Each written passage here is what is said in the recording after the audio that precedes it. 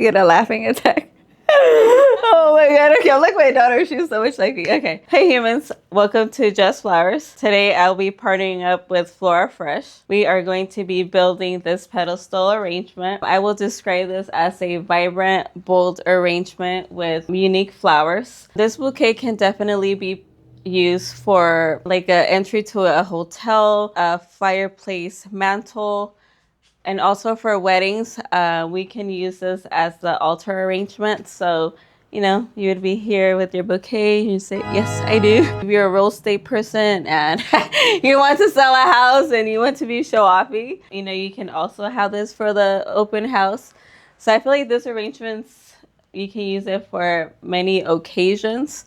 But overall, this is what we created today, and I hope you guys love it.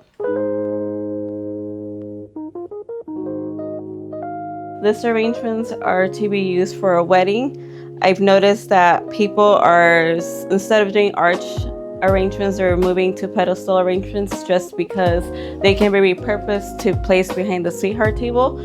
So I have this tall vase here, and I'm going to be using these cherry blossoms to give the arrangement length. We're gonna start with building the shape of the arrangement. And for the vase, I did prep it. I placed foam on the inside. I did stuff it with cardboard in the bottom just so we don't use too much foam.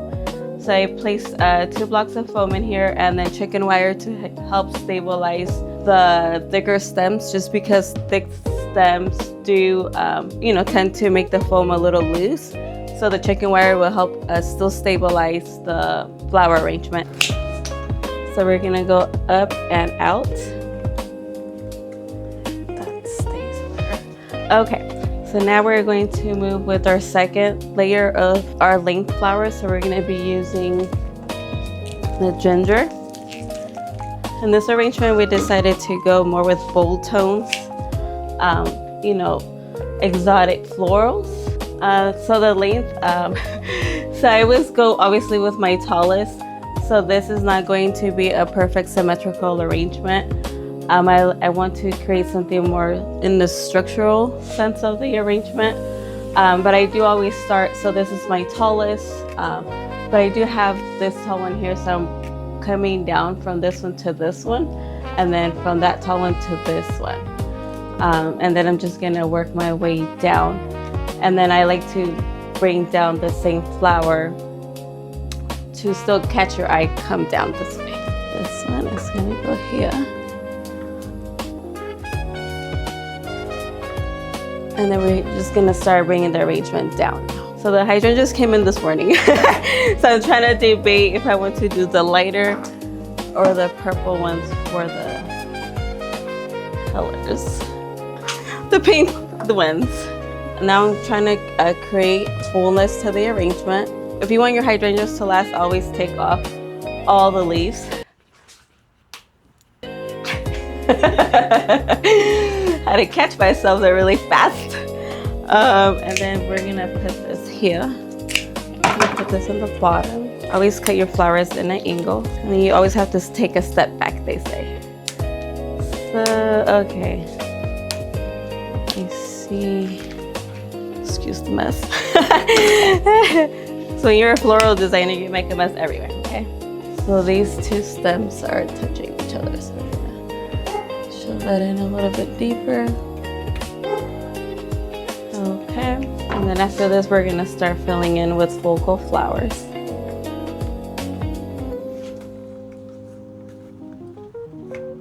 Okay, for my focal flower today, it is gonna be the anthurium, so I'm gonna be placing these on the side in a cluster. These bend kind of nice. Sometimes you can bend the flowers.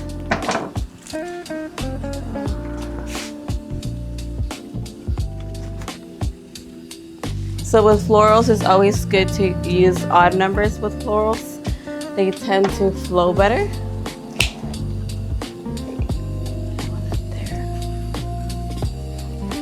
So that is one of the focal points, but we're putting this off to the side.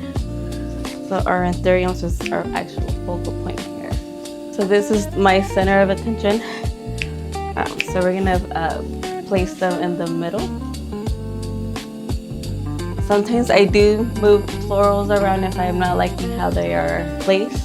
So the good thing about foam is that, well, there's pros and cons, but with the foam you can, once you stick the flower and it stays where you place it, they won't shift.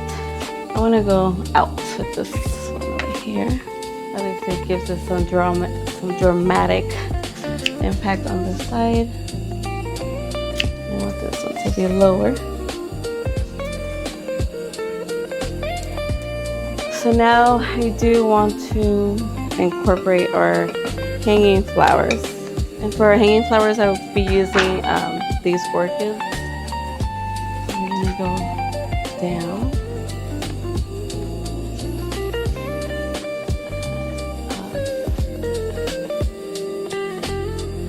Yeah, that looks good. That looks gorgeous. Incorporate some hanging amaryllis on this side. And then for the hanging amaryllis, I'm gonna look for the longest piece. I'm gonna incorporate some more lower ones. Start filling in our gaps. So at this point we are giving the arrangement, we're starting to fill it up and just creating special, the special touches. And then the hanging amaryllis just gives it a nice flow. And it's also trending still. So that's why we decided to use amaryllis for this arrangement. So I do want to keep it still clustered in a way. There we go. So since this anthurium's out, I do also want to do that on the opposite side, even though it's with a different flower.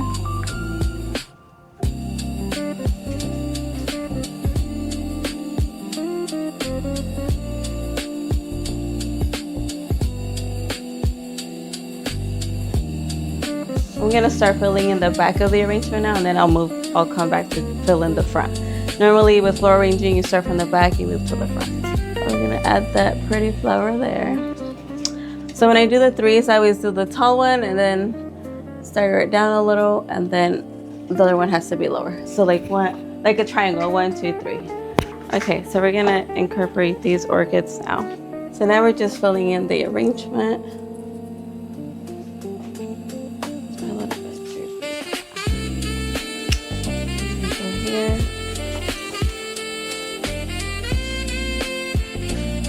So when I'm designing, I'm noticing that I have a lot of orange here. So I don't want to put too much orange here. So I don't want the flowers to blend in with each other. I'm using this as a filler instead of using like baby breath or misty or wax. When I place it in or close to it, then it allows me to see, how much to cut the stem. It's still too long. So I want to tuck this in more so that I don't take away from the florals, from the focal florals. Normally with these flowers, the stems are pretty easy to maneuver. So the main goal, because sometimes what also happens is when you put a flower in, it shifts the other florals because they're starting to cross each other. So obviously there's a limit on how long they should go into the foam. So you have to keep that in mind as well. You want them to go in, but not super duper in. And I feel that it now needs a pop of color. So I selected this iris flower. So my focal was supposed to be this anthurium, but I feel like it got lost a little. So let me pop that out. I do feel like I feel like the yellow is just gonna give it that pop of color. So, but the thing is that I don't want to block other flowers. So that's why it takes me a little time on placement, like where should I put these at? And what's happening now is that the foam, since the stems that I use are thicker, the foam is pretty packed now. So I have to be cautious of where I'm placing the flowers, because it's not gonna allow me to go all the way in. So right now we're just looking for an opportunity to place these. Yeah, see, that just gave it a pop of color. See, and now it has yellow here. So It brings your eyes to the entire arrangement overall with the yellow. I got these to create like length to it, like hanging down. So what I'm gonna do with some calla stems are very delicate, so I'm gonna be taping these together because it's softer. So when you purchase foam, there's foam for softer or delicate stems, and there's foam for thicker, stronger stems. So for this one, you would need the delicate foam because the foam is softer, that is easier for it to go in. So I'm just gonna tighten these up so that they stay together. So I stagger them so they're not all the same length. Calla leaves are actually pretty good with that water. I mean, obviously you have to hydrate them, but I feel like overall they do pretty well. And then the calla leaves are easy to bend. I'm gonna do that. Okay, so I feel like I still need to cover this gap over here. I'm going to be taping this as well because it seems like this grass is it's gonna want to go everywhere. Looks like 100 of stems in here, so to keep it all together and to keep the same fullness and look, I'm just gonna tape it. And I'm gonna be cutting this in an angle still. When it's like a full stump, when you put it in, it creates like a big hole, and then the sharpness just helps it go in easier into the foam. So that's why, you know, we cut the flowers. Well, obviously when you cut an angle, they drink more water, but this is dry, obviously. But this will just help it go into the foam much easier because it has a sharp end. See, this is just, I still feel like something's going on here. I'm gonna continue with the grass. I'm just gonna add this one here. So I'm gonna try to curve this end area a little. So I'm just giving it like a massage with my index finger. No, I'm just flexing these tulips, and I do love to incorporate variegated flowers to the arrangements because it gives it a different, I feel like it gives it a special touch because you're obviously getting a flower with two colors in it. But I mean, look at that. So when you see high petals, that means you can flex them and you're gonna get a bigger flower. So now I'm losing my proteus, so I have to make sure that I cut this a little shorter because we still want these to pop up. I kind of want to add more grass to it. And then another thing about Jes Flowers is that I don't know when to stop. I will always keep adding more flowers. This will do. And then you find the status like this. And then you're just gonna pop it in.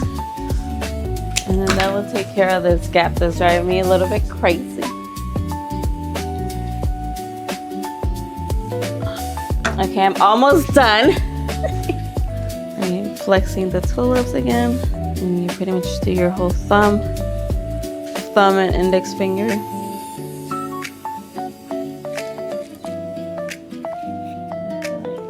This needs to be up here. And what I love doing is building arrangements way bigger than me. So I did that. They say floral arrangement's so fun. It is stressful sometimes, you guys. Well, at least I guess it is, because I like things to be like perfect. And then sometimes the flowers don't always cooperate. And then I want to grab like the whole vase and just like throw it. Oh God. But I always wanted to do that, but I haven't done it. Okay, I think that's good.